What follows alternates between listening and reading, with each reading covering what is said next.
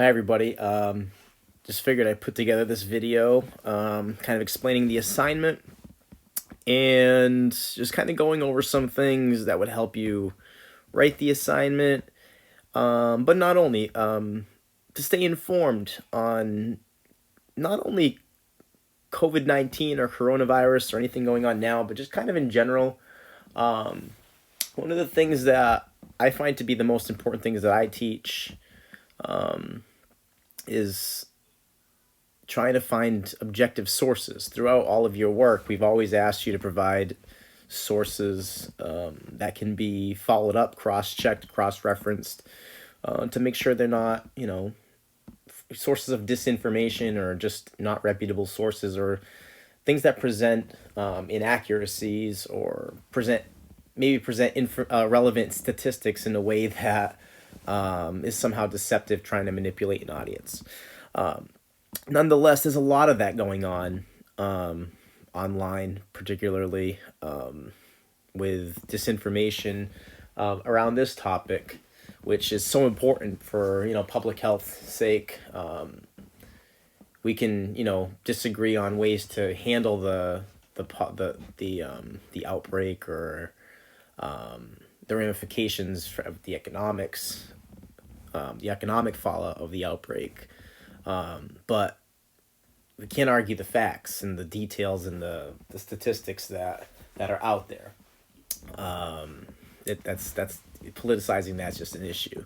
So I figured for this assignment, we really just want to hear from you, what your life has been like the last couple of months, and just give us an honest take on what it's like being a teenager, a senior in high school, graduating, finishing off an academic career for some of you. Some of you will continue on and, stay in the academic realm for a few more years through college or, but for a lot of you, this might be it. And it's a strange way to finish things. And we would love to hear your take on it. All the different rites and rituals that you're missing out on, or at least postponing for a rain date that's still going to be very different than what generations of people have had before you. But it'll be yours. It'll be your very unique rite and ritual. This for this transition period in your lives. But anyway, back to the assignment. Just distance learning number 3, essay topic. Just give us your thoughts in the last couple of months. There's a document here. I'll go to that document momentarily to just briefly go over what it says and what your expectations are. Then you have a couple of links that I'll go to outside of Google Classroom just because of the way that this thing works. One of them is to the Reuters Foundation news site. It's their trust. It's a specific website they're curating for coronavirus COVID-19. And then I have another link to apnews.com. I believe there's an app for Reuters. I don't have that one installed, but I do have the AP News. It's what I use to get kind of the as unbiased or objective look at the happenings in the world as possible. I go to those two. Those are my go-tos, and I'll show you why I feel that way and why a lot of people feel that way in a moment. And that'll be in the interactive media bias chart at the bottom of the list for now. You'll also have a video. This video will be also on the distance learning number 3 essay. But you'll know that because you've already clicked on it. That's the weird thing about doing this sort of thing. But anyway, so let me go through these links real quick, and just give you the rundown on what the expectations are for this assignment. It's one of the last assignments you'll have as an English language arts student at Old Colony. Try to take it seriously. It's we're giving you a chance here to reflect. It's not a hard assignment in terms of the intellectual capacity to do it. You're simply just giving us what you think, and it can be literally anything. what you've been thinking about over the last few months. I mean, the pros, the cons, anything. Just give us a couple of paragraphs explaining what exactly your life has been like. But anyway, all right, so let's go to the assignment. First, we'll start with the document for the short essay. This is, I'll just read through it and then explain what it's pretty self-explanatory. It's been an unprecedented time for the world. Never did we imagine that we would experience something like this in our lifetime. While this affects so many in various ways, for you as seniors, it has especially made an impact on the remainder of your academic journey. Ironically, just before all this happened, we had just finished reading George Orwell's 1984, which, as you know, depicts a dystopian society. In other words, an imagined state or society where there is great suffering or injustice. First, we want you to simply write about your last 2 months. Tell us about your thoughts and how you felt. Tell us about the negatives, any positives, and everything in between. Additionally, please incorporate the similarities and differences of a dystopian society and compare them to our current situation. Can they even be compared? Why or why not? There will be no page minimums or specific requirements other than proper grammar, spelling, punctuation, and some effort. However, seeing as this is one of your last English assignments of your high school academic life, please put some thought into it. We want to give you this opportunity to have an avenue to voice how you feel and be able to share it. We want you to be able to express your thoughts and feelings through all of this, and we want to hear what you have to say. And then you'll write your essay right on this document. You should each have a copy. Just submit it sometime by Friday, May 15th, I believe. And that's really it. Again, think about your experience. Think about the book that we read. Try to make some connections between, Winston's experience in 1984 and what we're experiencing. Are there any similarities? Think about our conversations about how Big Brother controlled the masses in 1984. You can also discuss, other societies across the world that have this, more controlling aspect to their governance, how they govern their people. Unironically or ironically, one of those countries is at the center of all of this, or at least dealt with this before we did, or appears to be where this thing originated. So it's all very relevant to what we were discussing in school for a couple of months there, and it's amazing how those things can be connected, or we can even be having these discussions. I'm kind of helping you out here with the can they be compared. There are definitely links that you can make between the novel and particularly the surveillance aspects of how some societies are dealing with this. But again, that's why we gave you those links, the AP News and the Reuters News links momentarily. You can use other news sources as well, but we wanted you to kind of stay in the lane there of the objective, as unbiased sources as possible, trying to stay away from, conspiracy theory websites, because there's a lot of that out there. There's a lot of fear. There's a lot of unknowns, and that leads to a lot of opportunities for people with agendas to kind of come in and, provide you with information that wants you to think a certain way about things. And that can be across the political spectrum. It's not any one side that I think is, exempt from that. It happens from every single perspective. Anybody with an agenda has their agenda in how they deliver information. So we're going to try to stay within the realm of objective information.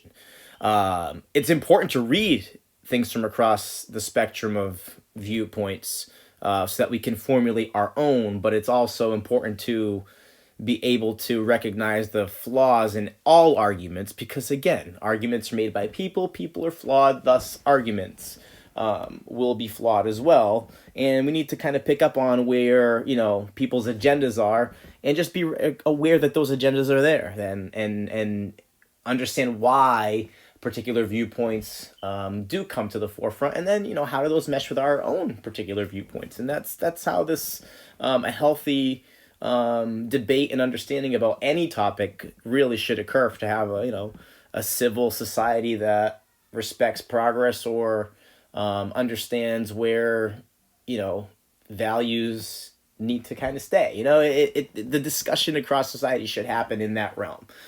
So it's really important that we read things not just from the sources that appear to kind of go with how we view the world, but also from the opposing viewpoints. Not just one. There's no A or B here. There are multiple sides, and it's important that we understand all of those to have the best perspective, global perspective on things, and understand where people are coming from. So that's the first document.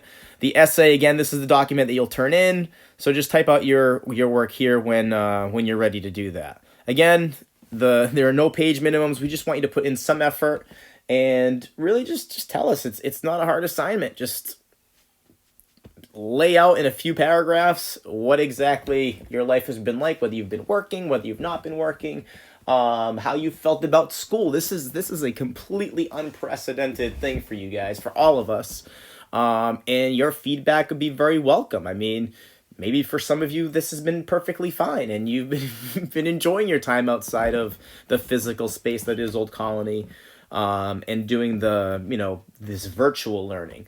I don't know. I definitely don't like being trapped in my house. But at the same time, I'm trying to take it day by day, and just, appreciate what I do have, and the situation that I'm in. I'm very fortunate compared to others, and that's just how it always is. Everything's relative, and we need to stay focused on what we need to do, and how we can get through all this. But it hasn't been easy. I think for a lot of us, we would much rather be back in school, and just be going about our business, and the normal cyclical way that the school year goes. But it's been very interesting, and homeschooling my kids has been vastly interesting. I've learned a lot about myself, and our relationship as parents with kids, and I'm sure you have with your parents, or your siblings. It's all very, very fascinating, and I hope at some point in the not so distant future we can look back on it and reflect as a thing that we can kind of put away, with maybe some things that we learned from this. But I don't know, it's tricky, but again, just try to take it day by day. I think that's it's what's helping me get through it. I don't know if that's any advice to any of you. All right, so enough about me. The other documents, or the other links in that assignment, take you to the AP News link. I'll go there first. By the time you look at it, it probably won't look like this. I don't want to rate that right now. By the time you look at this, it'll look different. It'll probably be updated for the news as of tomorrow morning, or whenever you look at it. So these are just here to help you kind of get some, some information if you haven't been following along. Again, the AP, Reuters, those two tend to be the most objective, central, devoid of any political leanings one way or the other. Agendas try to stay to the side, and they just deliver news. That's kind of a generalized viewpoint across the internet, across the world. I shouldn't say the internet. But that's where opinion is really at this point. But yeah, you can read these and know that there's, I don't know, read for yourself. You tell me what you think about AP and Reuters as objective news sources after you've read a couple of articles, if when you do that. So this is the AP, Associated Press. The other would be in here is Thomson Reuters Foundation. Reuters. This isn't the Reuters website. This is a coronavirus dedicated series of articles so it's Reuters articles, but they've been curated so that they're all kind of about the same thing. And I don't think you'll need to look too far. Just the imagery itself will probably remind you of things from 1984. Like these cameras over here. You know, just just peruse through, and I'm sure you'll have something that will inspire. Um, um, you know, something for you to write about, some reaction. So that's it. We have the AP. You saw the on my app, but you can look at the website. The link will take you to the website, and then Reuters. The last link you have there will take you here to the interactive media bias chart. And as you've seen here, I posted this earlier in the year when we were looking at other assignments that required you to look at news sources. And sometime around when we were doing Soul, I believe, and I even think 1984 when you guys were doing your work on your websites for your government that was going to take over the world and control a population. So again, this just gives you kind of a spectrum of news coverage, where they skew politically, left, right, extreme left, left. That would be left to right. You look at the top, and then you have these little boxes, and for the most reliable, it's this like central. And then there's some blending of news and high opinion content, extremist content as you get further down. So it's almost this like little pyramid here, and you really want to be central there, or if you really want to be objective and newsworthy.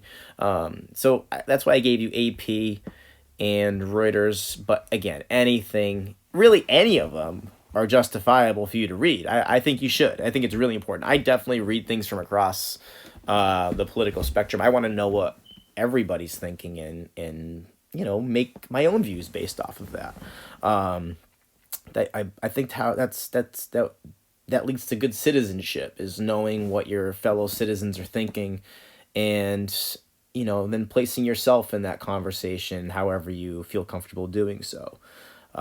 Whether that's vocally through social media, maybe you go on to write for nonfiction sources at some point. You go become a writer, and use your writing and to drive your beliefs and your viewpoints to help drive other people's viewpoints. It doesn't matter. You still have to know how to address people and communicate with people, and it's important to know how to understand others and how others view the world. So if you click on each one of these, it's a very interesting chart. Oh, sorry. It's an interesting chart because it'll show you exactly with data why particular outlets are considered to be more biased than others. You can filter by most reliable for news. Oh, sorry. This thing's being weird. But anyway, you can mess around with that. It'll take you to some links to articles from a particular site. So let's say, for example, I'm a big fan of The Atlantic. I think they provide very interesting coverage on a lot of topics, from video games to politics and how those two worlds can mesh, to technology. If I go to The Atlantic, then down at the bottom, it'll give me... Oh, actually, it didn't do that. Well, anyway. It should give me articles from The Atlantic and tell me where they stand in terms of their political bias. If they have like a negative rating, they're going to be skew more left. As you see, Atlantic's a little bit further to the left in terms of how they skew. It's interesting because during the Bush years, Bush's presidency, they tended to skew a little bit more to the right. But as you see, their articles are these little dots here, and they do tend to be neutral balance, but they do have a little bit more skewing left. There are some hyper-partisan articles because they do have opinion, and anytime you have opinion, inherently you're going to have political agendas in those opinions. So again, you want to aim for the really central part of this green box. Ideally, they'd be right at the top.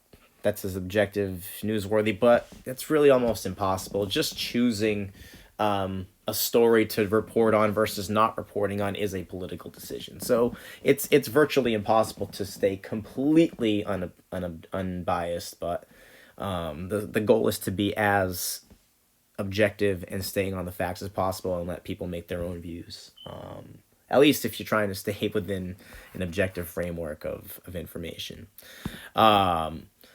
So that pretty much wraps it up in terms of the links that are on the Google Classroom assignment. If you have questions after you've listened to and watched this video going through the assignment, please come back to our Google Meet and just let us know that you got it, that you understand. And if you don't understand, we can obviously have the conversation at that point and try to help you understand and explain things a little bit better. Or you can always see us for office hours. I'll be available Wednesday and Thursday from 8 to 9. Sometimes I'm a little bit late on that. You know, I have to get my kids ready for their calls and ready for breakfast and all that. But generally, I'm on there from 8 to 9. Really, I'm reachable all day.